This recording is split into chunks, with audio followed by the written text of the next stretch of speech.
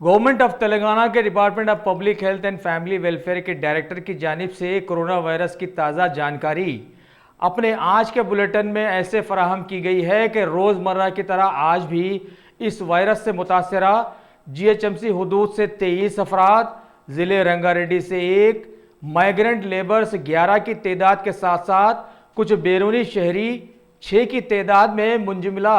41 नए confirmed corona positive cases आज दर्ज किए गए हैं और इस तरह से सारी रियासत में इसकी जुमला तादाद 1854 तक पहुंच गई है, जबकि एक्टिव केसेस मौजूदा माहौल में 709 की तादाद में चलाए जा रहे हैं और आज डिस्चार्ज किए जाने वालों की तादाद 24 बतलाई गई है और अमवात की तादाद भी आज बढ़कर 53 तक पहुंच गई है। और इस तरह से लॉकडाउन के एहतियाती इक़दाम की पामाली ज़बरदस्त अंदाज में उभर कर सामने आ ही गई है, जबकि रियासत के करीब 25 अजलाओं से